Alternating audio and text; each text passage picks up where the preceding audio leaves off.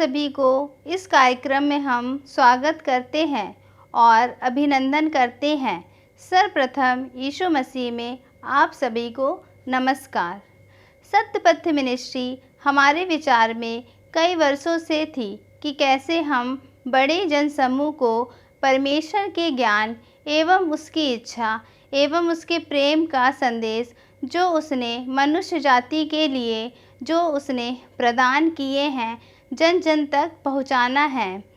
TV channel एक ऐसा माध्यम है जिसके द्वारा हम अपनी इस योजना को सफल रूप दे सकते हैं।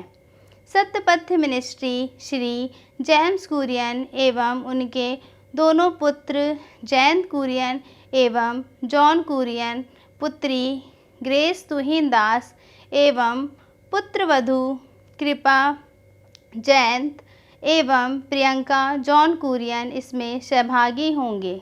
यह कार्यक्रम हर शनिवार को शाम 5 बजे से 5:30 बजे तक प्रस्तुत किया जाएगा। आप सभी से निवेदन है कि इस कार्यक्रम को देखें और आत्मिक लाभ उठाएं। जय मसीह की। आए तुझे भजने सारे हम लोग, राजाओं का राजा यीशु तुझको। आए तुझे भजने सारे हम लोग, राजाओं का राजा यीशु तुझको। शैतान के गढ़ों को ढाया तू ही ने, सामर्थ्य के द्वारा बचाया तू ही ने। शैतान के गढ़ों को ढाया तू ही ने, सामर्थ्य के द्वारा बचाया तू ही ने। आए तुझे भजने सारे हम लोग, राजाओं का राजा यीशु तुझको। मिस्र देवों को दिया दंड तू ही ने, लाया अपने लोगों को कनान देश में। मिस्र देवों को दिया दंड तू ही ने, लाया अपने लोगों को कनान देश में। आए तुझे भजने सारे हम लोग, राजाओं का राजा यीशु तुझको। घुटनों पर आए हम प्रार्थना करने, लोगों को बचाया हमारे देश में। घुटनों पर आए हम प्रार्थना करने, लोगों को बचाया हमारे देश में। आए तुझे भजने सारे हम लोग, राजाओं का राजा यीशु तुझको। आए तुझे भजने सारे हम लोग, राजाओं का राजा यीशु तुझको। हमारे इस एपिसोड में हम प्रभु की आज्ञाओं के बारे में कुछ विचार विमर्श आपके समक्ष प्रस्तुत करेंगे। प्रभु की आज्ञाएं क्या है? आज्ञाएं यानी हमको ये करना ही है, इसमें कोई ऊपर नीचे नहीं करना है। जो आज्ञा है उसको मानना है। ये प्रभु की मंशा है, प्रभु की आज्ञाएं हैं। प्रभु के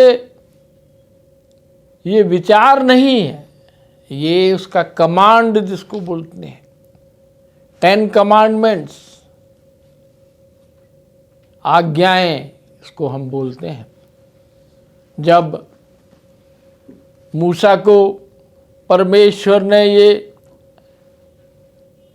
अवसर दिया कि वो अपनी इज़राइली प्रजा को मिस्र देश के दासत्व से, फिरौन के दासत्व से बाहर निकालकर कनान देश में ले जाए। जब वे लोग यात्रा कर रहे थे, उस कनान देश की ओर जा रहे थे, तो परमेश्वर ने चाहा कि उनको मैं आज्ञा दूंगा। ये 10 आज्ञाएं प्रभु ने उनको दी मूसा के द्वारा।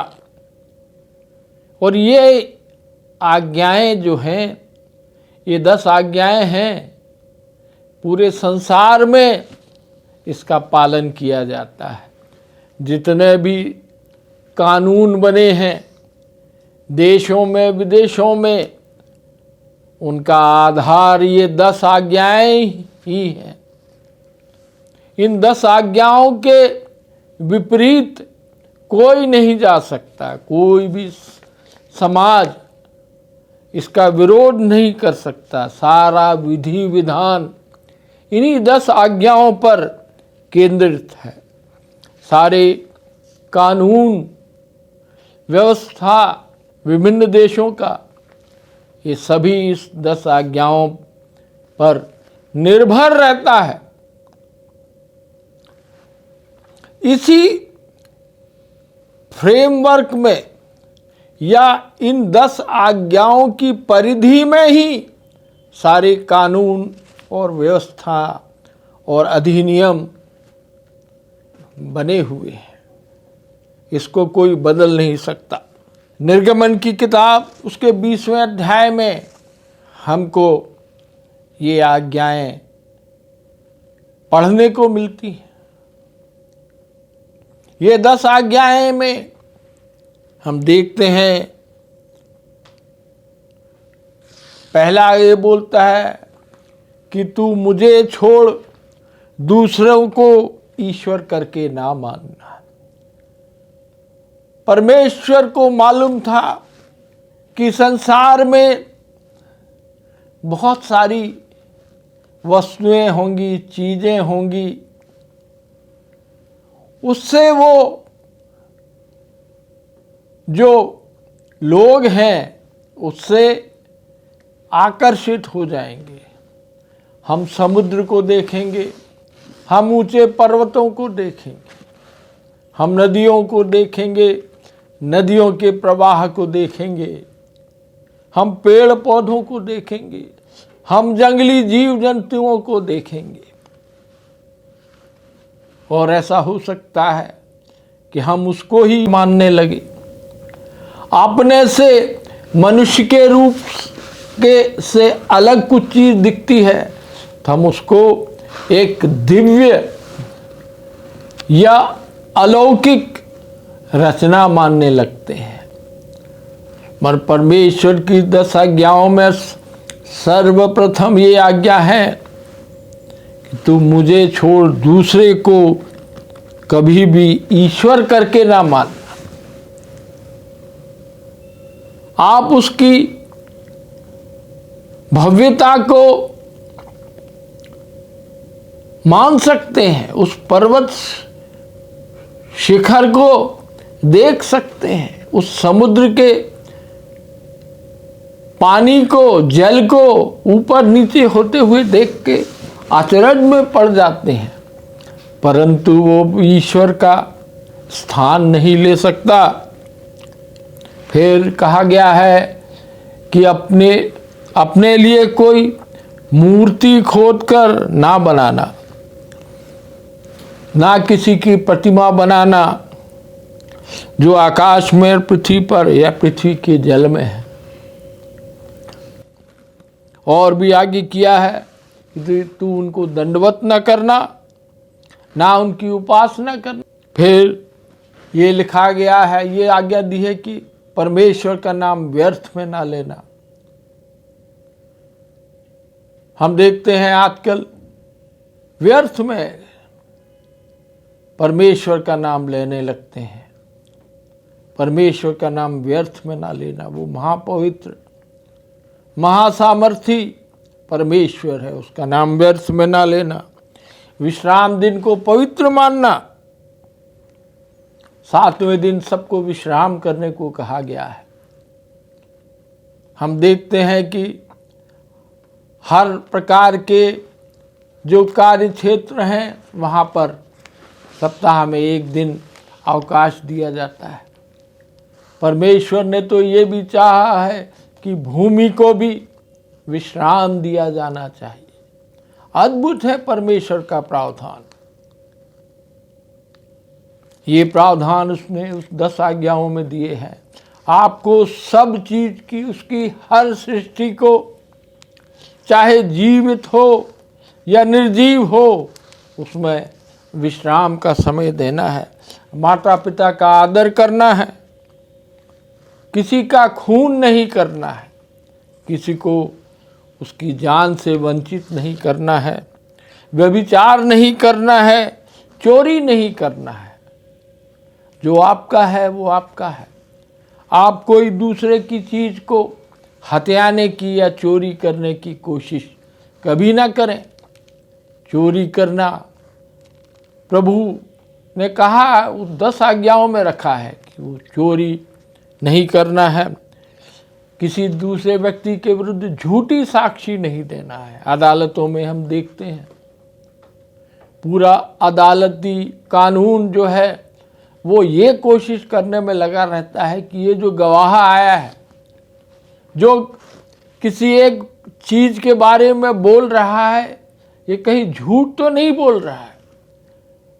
कई प्रकार के तर्क और वितर्क दिए जाते हैं, उसमें सब में उसका बेस यही है। ये बेस ये है, ये बताता है कि तू झूठी साक्षी नहीं देना। परमेश्वर की 10 आज्ञाओं में ये बहुत बड़ा एक आज्ञा है कि तू किसी के विरुद्ध में झूठी साक्षी नहीं देना।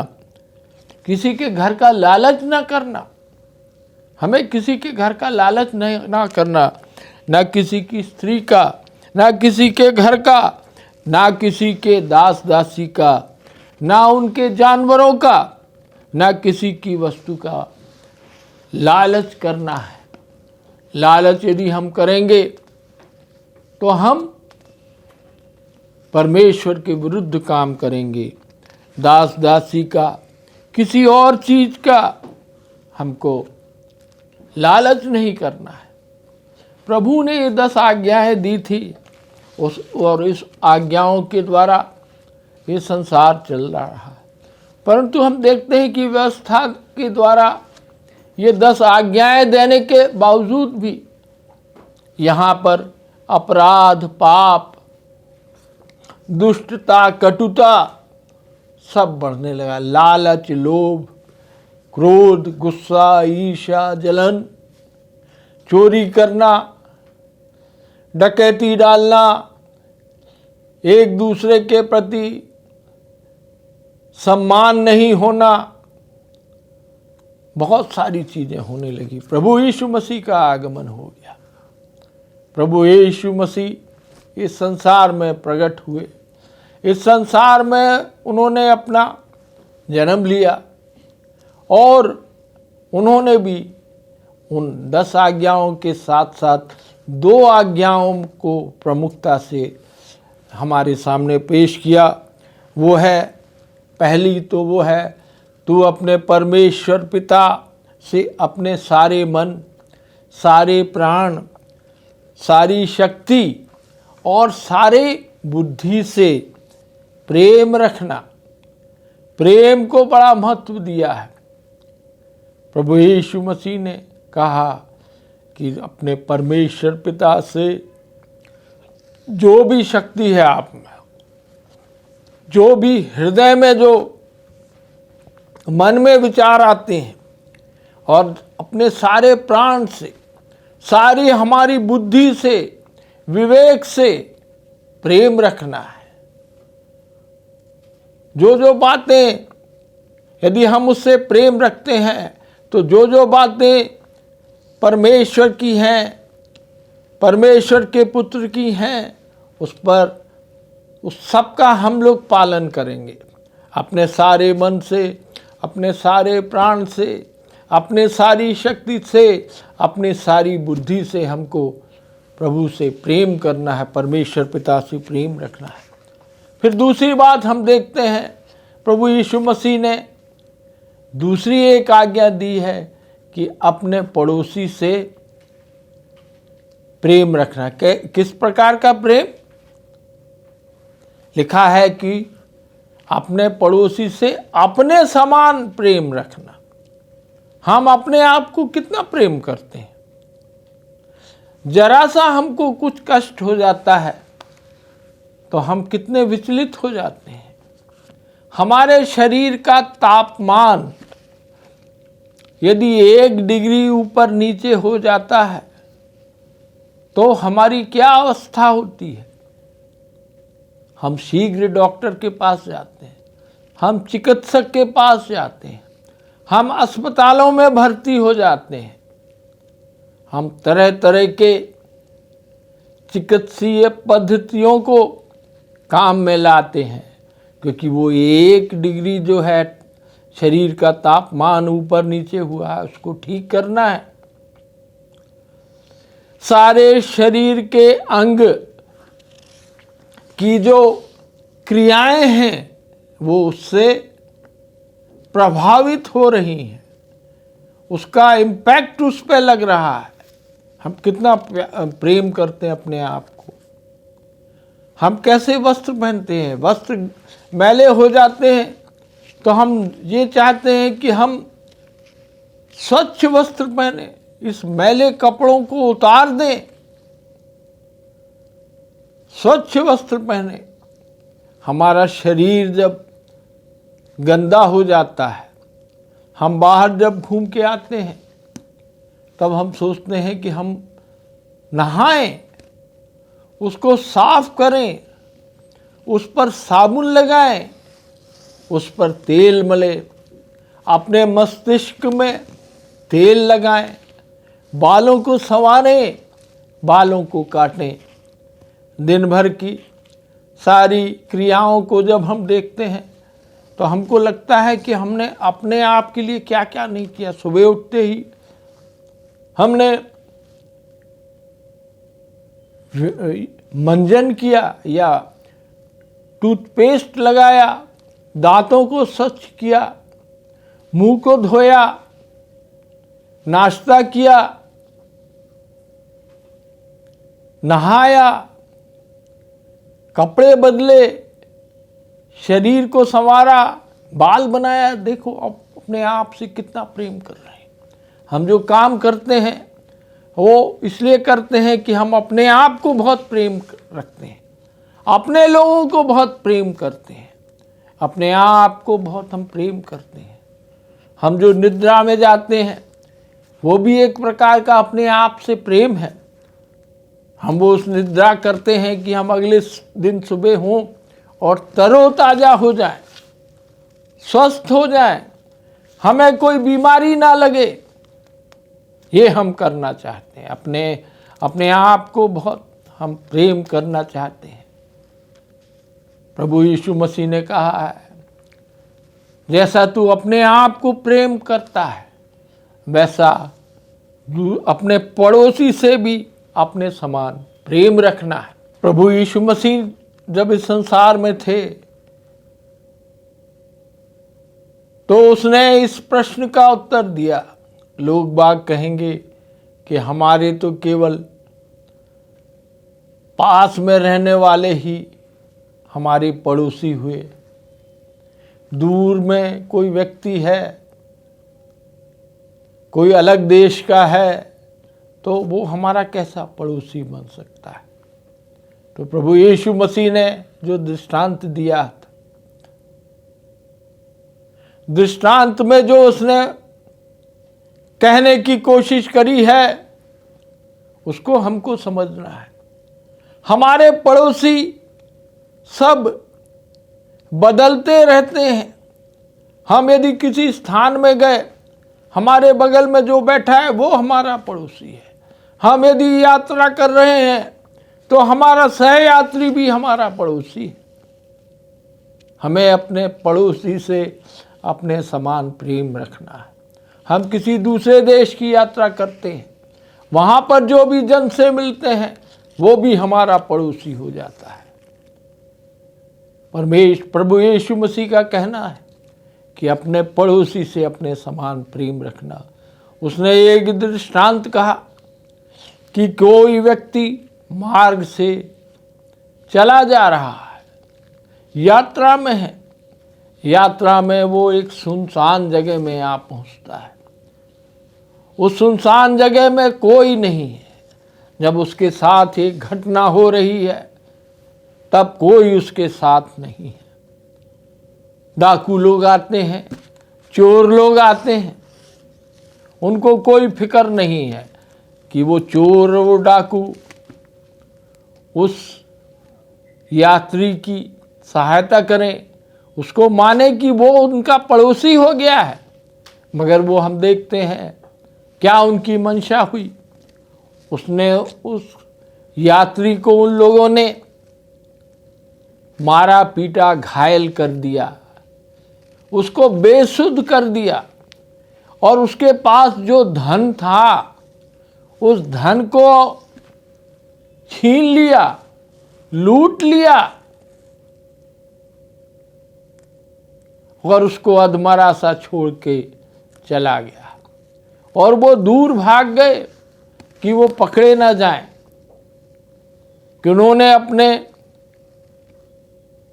जो एक यात्री से विश्वास से जो यात्रा कर रहा था, वो अपनी यात्रा को संपन्न करना चाहता था, कोई दूसरे जगह वो जाना चाहता था, उसको वहीं पर छोड़ के वो भाग गए। वहाँ से हम देखते हैं कि कई लोग गुजरे। एक ने तो उसको दूर से देखा और दूसरा बहुत दूर से और दूर चला गया कि कोई पड़ा है भाई, हमको इसकी मदद करना है। दूसरा भी, ये धार्मिक प्रवृत्ति के लोग थे, धर्म की व्याख्या करने वाले लोग थे, धर्म के बारे में बताने वाले लोग थे, धार्मिक स्थलों में सेवा देने वाले लोग थे, सब वहां से गुजर जाते। उस अधमरे व्यक्ति की कोई सहायता नहीं करता। फिर एक अजनबी आता है, एक जिस व्यक्ति से वो समाज, जिस व्यक्ति समूह से वो समाज विरोध करता था, सामरी जन आया, उससे वो कोई रिश्ता नहीं रखते थे यहूदी लोग। वो वहाँ आया, उसने उस घायल व्यक्ति को देखा, उसकी अवस्था को देखा, उसके घावों को देखा, उस पर उसने तरस खाया। हमारे प्रभु यीशु मसीह ने भी हम सबों पर तरस खाया है। ये सामरी व्यक्ति को जैसे तरस आया, वैसे हम सबों के लिए हमारे प्रभु यीशु मसीह ने तरस खाया। उसने अपना प्राण निछावर कर दिया। हम देखते हैं आगे इस दृष्टांत में कि उसने उनके घावों को मलहम लगाया। जो व्यक्ति घायल पड़ा हुआ था रास्ते में, उसका उपचार किया, उसको प्राथमिक उपचार दिया, उसके घावों पर मलहम लगाया, उसको पट्टी बांधी, उसको सांत्वना दी, उससे मधुर वचन बोले, उसका हियाव बंधवाया और उसको अपने जो यातायात का जो साधन था उस पर बैठा दिया। उसने उस घायल व्यक्ति को बिठा दिया, क्योंकि वो चलने के योग्य नहीं था, वो चल नहीं पाएगा। उसने उस वाहन पर, उस समय का जो वाहन होता है, यातायात का जो साधन होता है, उस पर उसने बिठाया और उसको एक विश्राम स्थल की ओर सराय में ले गया, जहां पर उसको इन घावों से विश्राम मिले, जहां से वो उचित देखभाल के बाद फिर से चलने योग्य हो जाए। वहां पर उसने जाके उनकी जो उसमें जितना व्यय आना है उस व्यय को उसने दे दिया, और उसने ये भी कहा कि मैं लौट के आऊँगा, और यदि इससे ज़्यादा कुछ खर्चा इस व्यक्ति पर हो गया तो मैं आपको लौटते वक्त उसका दाम भी चुका दूंगा। सच्चा पड़ोसी वही है, सच्चा प्रेम यही है। तू अपने पड़ोसी से अपने समान प्रेम रखना। आप यदि घायल होते, आप यदि रास्ते में फंस जाते, आपको कोई अधमरा करके रास्ते में छोड़ देते, तो आप पर क्या बीतती। इस प्रकार प्रभु यीशु मसीह ने ये दृष्टांत देकर हम सबों को आगाह किया है कि हमको अपने पड़ोसी से अपने समान प्रेम रखना है। यदि आप अपने पड़ोसी से अपने समान प्रेम करेंगे तो आप कभी छल नहीं करेंगे, कपट नहीं करेंगे, दूसरों को हानि नहीं पहुंचाएंगे, सारी आज्ञाएं, विधियों, व्यवस्थाओं पर चलेंगे, सारे कानूनों का पालन करेंगे, क्योंकि सारे कानून, सारी विधि, सारी व्यवस्था इन प्रभुओं की आज्ञाओं पर केंद्रित है। परमेश्वर चाहता है कि, प्रभु यीशु मसीह चाहता है कि हम सब अपने पड़ोसी से अपने समान प्रेम रखें, उसको गैर नहीं माने, उसके प्रति सहानुभूति रखें, उसको छुटकारा देने का प्रयास करें, उसको छुटकारा मिलने के बारे में सोचें, उसके ऊपर कुछ खर्चा करें, अपने आमदनी से उसको उसके उपचार के लिए कुछ दें। ये सब चीज़ें अच्छे पड़ोसी, अपने समान जो प्रेम करना है, उसका उदाहरण प्रभु यीशु मसीह ने दिया है। क्रूस की हम 7 वाणियाँ को देखते हैं। प्रभु यीशु मसीह के क्रूस के दौरान उसने 7 वाणियाँ कही हैं। उन वाणियों को यदि हम ध्यान देंगे, उन वाणियों को हम पढ़ेंगे, तो ये आज्ञाएं हमको देखने को मिलती हैं। बहुत सारी आज्ञाएं। प्रभु यीशु मसीह ने ये प्रार्थना की कि हे पिता, इन्हें क्षमा कर, जो ये कर रहे हैं ये नहीं जानते, इनको क्षमा कर। पापों से मुक्ति उसने उस क्रूस की 7 वाणियों में हम इन आज्ञाओं को केंद्रित बिंदु में देखते हैं।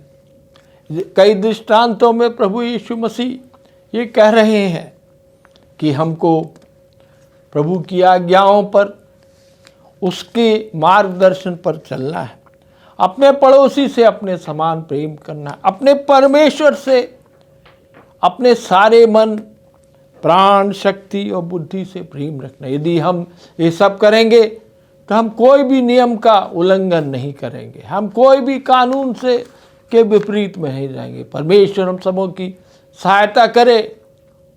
आमीन। आइए हम प्रार्थना करते हैं। हे परमेश्वर, आपने ये जीवन हमें दिया है पिता, उसके लिए धन्यवाद करते हैं। हमको जो वचन दिया गया है पिताजी, वो हम फलवंत कर सके, ऐसे हम आपसे प्रार्थना करते हैं। हम प्रभु यीशु मसीह के प्रेम को चख सके, आपके नाम को ऊंचा कर सके पिता, ऐसे हम आपसे विनती और प्रार्थना करते हैं। आपकी आशीष हम पाएँ, आपके विश्वास में हम बढ़ते जाए, ऐसे हम विनती और प्रार्थना करते हैं। यीशु मसीह के नाम से मांगते हैं, आमीन।